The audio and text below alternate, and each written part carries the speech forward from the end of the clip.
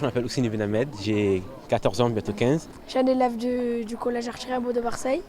On est venu ici à Niolon pour faire d'abord des révisions pour le brevet et en même temps une activité, la plongée. On fait le matin plongée, l'après-midi cours. Sinon le matin cours et l'après-midi plongée. Bien des années plus tard. L'objectif était de réviser le brevet et donc effectivement ce cadre-là va nous permettre déjà d'avoir les élèves sous la main 24 heures sur 24. Donc ça va nous permettre de faire des séances plus courtes, mieux organisées et en petits groupes. On se retrouve avec des groupes à 6 ou 7 en classe, ce qui est l'idéal pour travailler. Donc c'est sûr que 6-7 élèves, c'est vraiment du sur-mesure. Nazi en avant.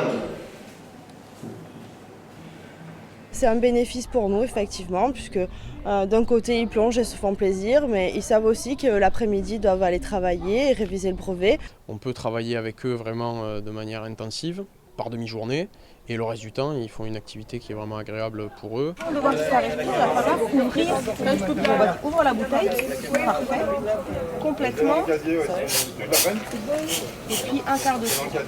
Mais pendant toute la plongée, il y a une consigne que je vous respecte absolument, c'est de toujours respirer. À aucun moment vous bloquez votre respiration. Voilà, ça tient au moins. Merci. Si tout va bien, qui est prêt à aller plonger, tu me fais quoi? C'est bon.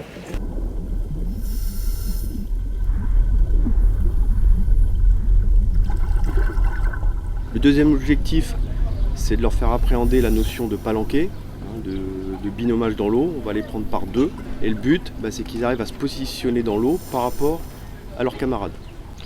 Si je peux te donner une information par rapport à ça, essaye de parler de concept de parrainage. Ça fonctionne super bien le parrainage au niveau du collège. C'est ce qu'on avait prévu de faire, c'est-à-dire qu'il y en a style Lucas, voilà, qui sont très à l'aise dans l'eau. Il peut parrainer quelqu'un. On va les mettre avec un qui est un petit peu moins à l'aise voilà, dans l'eau. Super.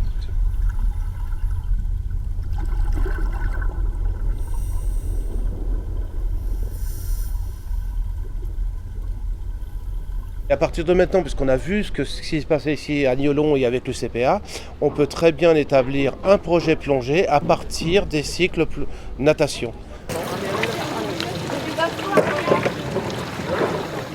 Première chose à faire, on ferme sa bouteille.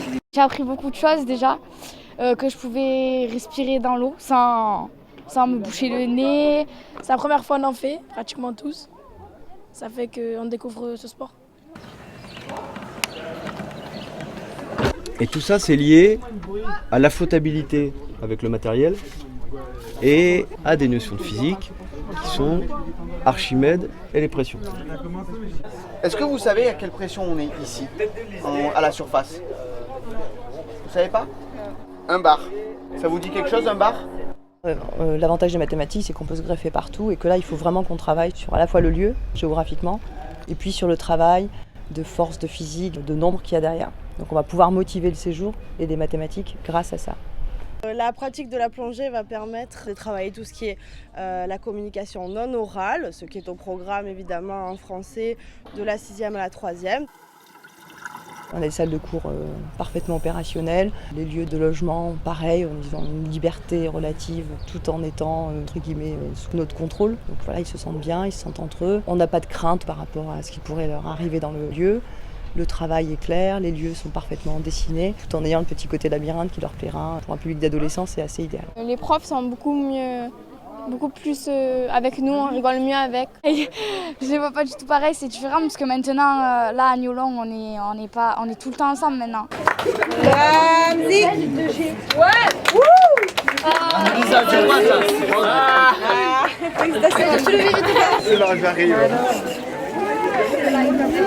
Vous êtes prêts pour une ovation? Attention, Franck!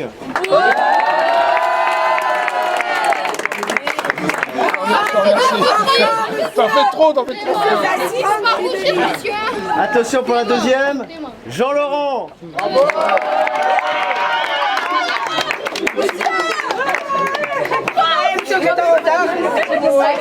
Et attention pour la dernière, attention de prépare. Mélanie!